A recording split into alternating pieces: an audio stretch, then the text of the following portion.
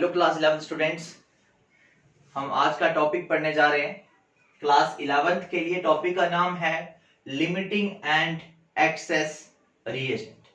ये topic board में तो बहुत कम पूछा जाता है, लेकिन एंट्रेंस में इसका न्यूमेरिकल जरूर होता है। तो आज मैं आप लोगों को ये भी बताऊंगा इसका न्यूमेरिकल किस तरह से आएगा और हम कैसे उसको सॉल्व करेंगे। तो लिमिटिंग रिएजेंट सबसे पहले जानना है क्या होता है और एक्सेस रिएजेंट क्या होता है, पहले तो हमें ये पता होना चाहिए।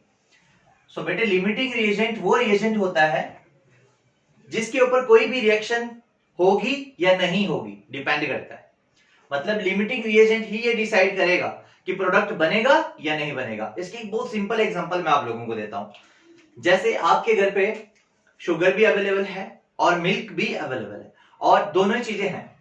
अब मैं बोलता हूं कि आपके घर में शुगर आधा किलो है, 500 ग्राम शुगर प्रेजेंट है और 1 कप चाय बनाने के लिए आपको 10 ग्राम शुगर चाहिए। तो बताओ कितनी चाय बन सकती है? तो आप बोलेंगे 50 कप्स, है ना। 50 इंटू 10 500 ग्राम्स, आधा किलो शुगर थी आपके पास। लेकिन दूध तो डेली लेते हैं ना, शुगर तो एक्सेस में होती है घर पे। दूध हो सकता है खत्म हो गया, 1 ही कप दूध बचा है। अब बताओ कितने कप चाय बनेगी? अब सिर्फ 1 ही कप चाय बन सकती है। इसका मतलब चाय का बनना शुगर पे डिपेंड नहीं कर रहा। किस पे डिपेंड कर रहा है? वो डिपेंड कर रहा है दूध पे। तो यहाँ पे मिल्क आपका लिमिटिंग रिएजेंट हो गया। तो चाय बनेगी या नहीं बनेगी, वो डिपेंड करेगा मिल्क पे। ठीक है, तो लिमिटिंग रिएजेंट क्या होता है? जिसके ऊपर प्रोडक्ट का बनना डिपेंड करता हो। और एक्सेस रिएजेंट क्या होता है? जो बहुत एक्सेस में होता है और उसके ऊपर प्रोडक्ट का बनना डिपेंड नहीं करता। तो लिमिटिंग रिएजेंट क्या होता है, मैं यहां पे लिख देता हूं। अपॉन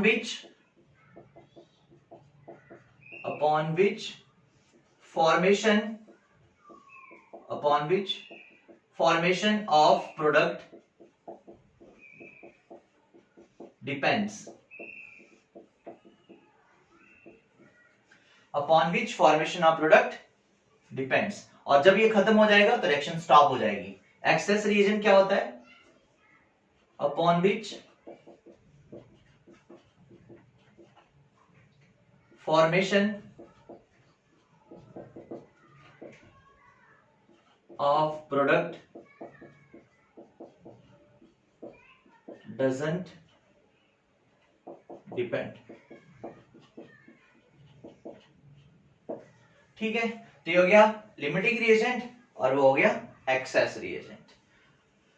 अब इसके न्यूमेरिकल कैसे आते हैं बात करते हैं क्वेश्चंस की। तो ये मेन पार्ट तो न्यूमेरिकल पार्ट ही है। देखो क्वेश्चन ऐसा आएगा, कोई भी एक रिएक्शन दे दी जाएगी आपको और बोला जाएगा बताओ इसमें लिमिटिंग रिएजेंट कौन सा है और इसमें एक्सेस रिएजेंट कौन सा है। तो वो ट्रिकी मेथड में मैं आपको समझाने जा रहा हूं। आप सिर्फ विद इन सेकंड बता सकते हो कौन लिमिटिंग और कौन एक्सेस है। और एक और बात याद रखना, अगर आपको पूछा होगा, क्वेश्चन ऐसा है, ए बी के साथ रिएक्ट करता है और सी बनाता है। ए बी के साथ, ए जो है वो बी के साथ रिएक्ट होता है और सी फॉर्म करता है। बताओ कितना सी बनेगा? यहां पे आपको ए का अमाउंट दिया है 1 ग्राम, बी का दिया है 1 ग्राम, चलो 2 ग्राम ले लेते हैं। तो बताओ सी कितना बनेगा? तो सबसे पहले आपको स्टेप बाय चलना है। सबसे पहले आपको ये पता लगाना है ए और बी में से लिमिटिंग रिएजेंट कौन है। ठीक, और जब वो पता चल जाएगा, मैं मान लेता हूं बी है लिमिटिंग रिएजेंट, बी आपका लिमिटिंग रिएजेंट है, ये मान लिया मैंने। तो सी का बनना बी पे ही डिपेंड करेगा। क्लियर है? तो सी का बनना बी पे ही डिपेंड करेगा। तो दो स्टेप है। तो पहला स्टेप है कि आपको ए और बी में से ये ढूंढना है कि लिमिटिंग रिएजेंट कौन सा है। जब पता चल जाएगा तो उसी के अकॉर्डिंग आप प्रोडक्ट बताओगे। ठीक है, दोबारा बता रहा हूं एक बार। ए बी और सी, ए और बी मिलके दे रहे हैं सी। तो सबसे पहला स्टेप आपको ए और बी में से लिमिटिंग रिएजेंट ढूंढना है। जब आपको लिमिटिंग रिएजेंट पता चल जाएगा, बस प्रोडक्ट उसी के अकॉर्डिंग बनेगा। वहां पे आप simple mathematical unitary method use कर लेंगे। देखो यहां पे मैं भी आपको क्या बताने वाला हूं। तो यहां पे आपको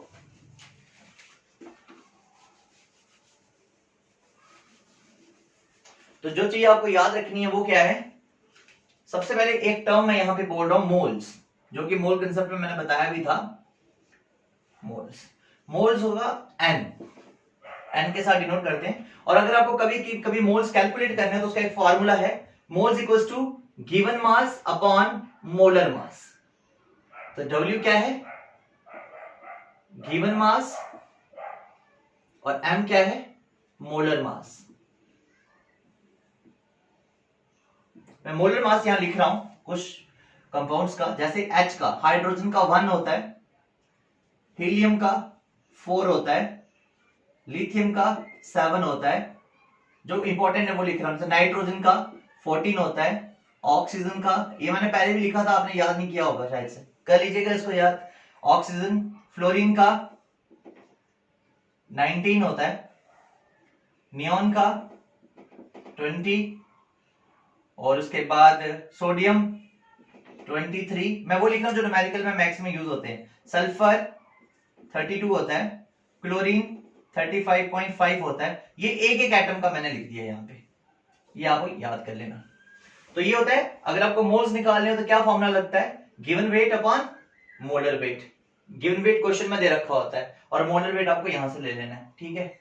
और दूसरा है एक और टर्म स्टोइचियोमेट्री, क्या होती है स्टोइचियोमेट्री? स्टोइचियोमेट्री का मतलब होता है मेजरमेंट ऑफ एलिमेंट्स, ठीक है। मतलब जब हम कोई रिएक्शन बैलेंस करके लिखते हैं ना, जैसे मैं यहां पे एक रिएक्शन लिख रहा हूं, A plus B gives us C plus D। जैसे यहां पे 2 लिखा, यहां पे 3 लिखा, यहां पे 1 लिखा, यहां पे 3 लिखा, ये जो आपको ये दिख रहा है ना 2 3 1 3, ये सारे स्टोइचियोमेट्रिक कोएफिशिएंट्स हैं, ठीक है। स्टोइचियोमेट्रिक कोएफिशिएंट्स हैं, इनका यहां पे इस्तेमाल होगा। यहां पे दो चीजें आपको पता होनी चाहिए कि मोल्स कैसे निकालते हैं और स्टोइचियोमेट्री क्या है, ठीक है। स्टोइचियोमेट्रिक कोएफिशिएंट क्या है, अगर ये दोनों आपको पता है तो ये न्यूमेरिकल बहुत जल्दी सॉल्व कर दोगे। देखो अभी हम कुछ क्वेश्चंस यहां पे सॉल्व करने वाले हैं, ठीक। तो इसको आप जल्दी से नोट कर लें। तो मोल्स कैसे निकलते हैं, गिवन मास अपॉन मॉलिक्यूलर मास। और स्टोइचियोमेट्री तो मैंने बता दी, जब हम किसी रिएक्शन को बैलेंस फॉर्म में लिखते हैं तो बैलेंस फॉर्म में लिखने के बाद ये जो लिखा हुआ है यही स्टोइचियोमेट्रिक कोएफिशिएंट्स हैं, ठीक है। अब देखेंगे हम लोग कि न्यूमेरिकल किस बेसिस पे आएंगे आप लोगों को, तो ये दो चीजें आपने याद रखनी है।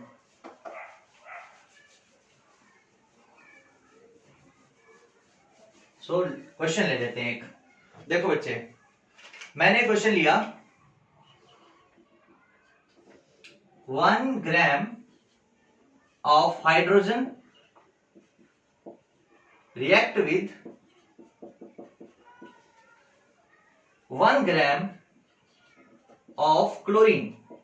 ये भी गैस है और ये भी गैस है, कि 1 ग्राम हाइड्रोजन 1 ग्राम क्लोरीन के साथ रिएक्ट कर रहा है, then what is limiting reagent,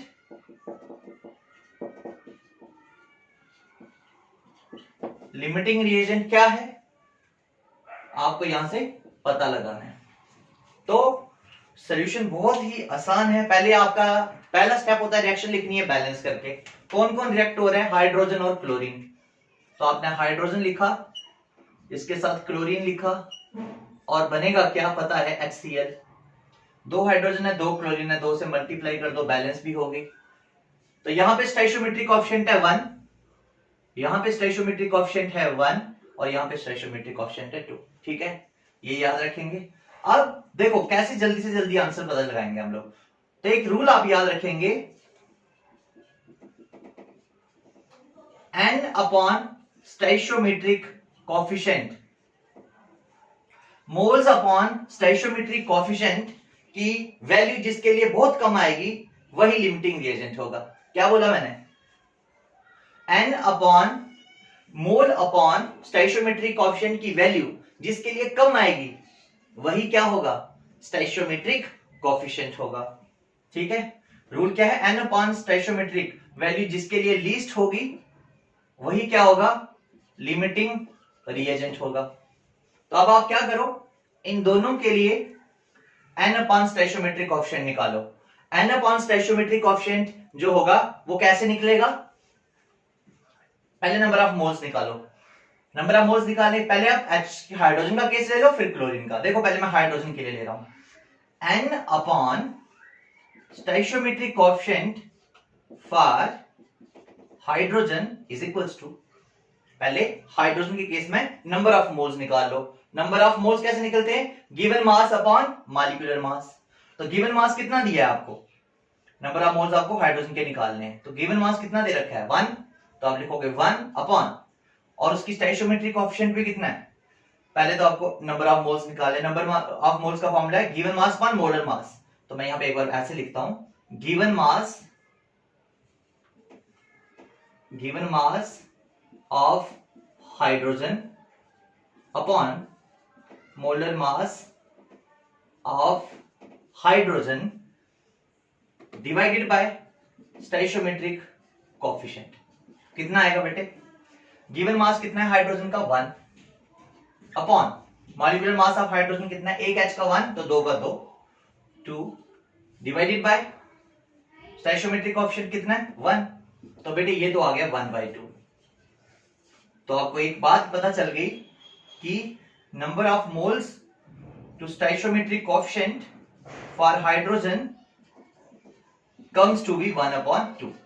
तो हाइड्रोजन के लिए ये रेशियो आ गई 1/2। अब आपको यही रेशियो किसके लिए निकालनी है, क्लोरीन के लिए, ठीक है। तो मैं ये नोट करके रख लेता हूं, यहां से इसको मिटा देता हूं, बस आप ये याद रखेंगे। अब इसका स्क्रीनशॉट ले लो जल्दी से। अब आपने क्या करना है, मैं इसको मिटा रहा हूं और इसको नोट करके रख लेंगे, ठीक है। अब हमको क्लोरीन के लिए निकालना है, ठीक। 1/2 था ना हाइड्रोजन के लिए, तो मैं यहां लिख देता हूं हाइड्रोजन के लिए n अपॉन स्टोइचियोमेट्रिक कोएफिशिएंट की जो रेशियो थी वो थी 1/2। अब आपको निकालनी क्लोरीन के लिए। सो क्लोरीन के लिए कैसे निकालेंगे, वही formula n upon stoichiometric coefficient for chlorine is equals to n कैसे निकलता है, given mass of chlorine upon molecular mass of chlorine.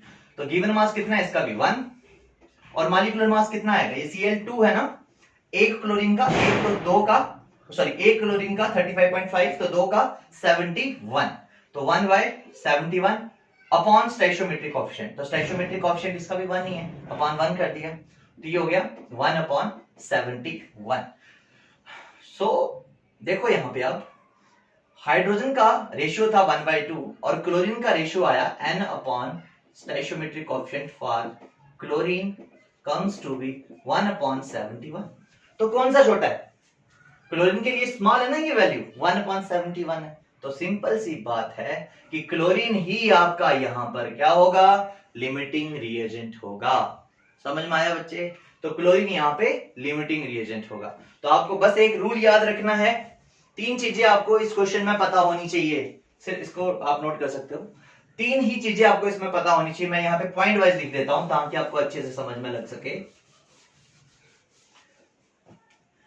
एक, n कैसे निकालते हैं, तो n का फॉर्मूला था given weight upon molecular weight. दूसरा स्टोइचियोमेट्रिक कोएफिशिएंट्स क्या होते हैं, और तीसरी 1, 2 और तीसरा क्या पता होना चाहिए आपको, बैलेंसिंग करना आना चाहिए रिएक्शन को, लेकिन वो इसी में आ गया स्टोइचियोमेट्रिक कोएफिशिएंट, तो तभी पता चलेंगे। और थर्ड वो जो रूल मैंने बताया, n अपॉन स्टोइचियोमेट्रिक कोएफिशिएंट की लीस्ट वैल्यू जिसकी होगी वही आपका क्या होगा, लिमिटिंग रिएजेंट होगा। तो जिसकी लीस्ट वैल्यू होगी ना n अपॉन स्टोइचियोमेट्रिक कोएफिशिएंट की, वही क्या होगा, लिमिटिंग रिएजेंट। तो अभी हमें पता चल गया इस क्वेश्चन में कि लिमिटिंग रिएजेंट कौन है, क्लोरीन है। अब आपको बोला जाए कि बताओ इस रिएक्शन में अब कितना अमाउंट प्रोडक्ट कितना बनेगा, तो कैसे पता लगाएंगे हम लोग, कैसे पता लगाएंगे, देखो बेटे ये जो लिखा है ना इसको मोल्स भी बोलते हैं, ठीक है।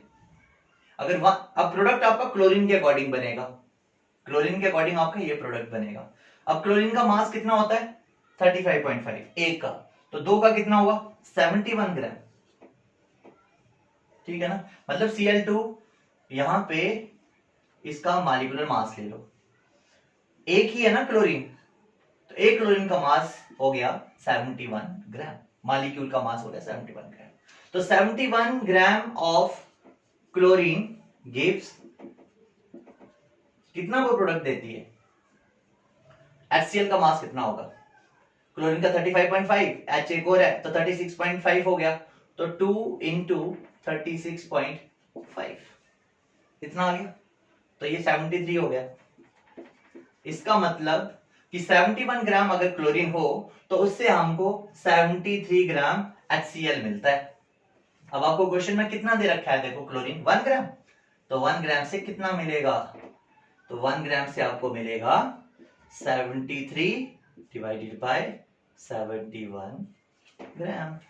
वेरी सिंपल, इसको सॉल्व कर लो, जो भी आंसर आएगा उतने ग्राम आपको प्रोडक्ट मिल जाएगा। ठीक है, ये मैंने कैसे किया, यूनिटरी मेथड। देखो पहले मैंने पूरा पूरा मास लिया कि 71 ग्राम से मिलेगा, एक HCl का मास होता है 36.5, ये दो थे ना, तो दो हो गए 73, तो 71 ग्राम क्लोरीन से 73 ग्राम HCl मिलता है, तो एक से कितना मिलेगा ना, अगर बोले 10 से कितना मिलेगा तो मल्टीप्लाइड बाय 10, 2 से कितने मिलेगा मल्टीप्लाइड बाय 2। तो ये बहुत ही सिंपल मेथड मैंने आप लोगों को एक बताया है, जिस मेथड की हेल्प से आप लिमिटिंग रिएजेंट का पता लगा सकते हैं और बाद में लिमिटिंग रिएजेंट की ही हेल्प से ये भी बता सकते हैं कि प्रोडक्ट कितना बनेगा। Thank you students.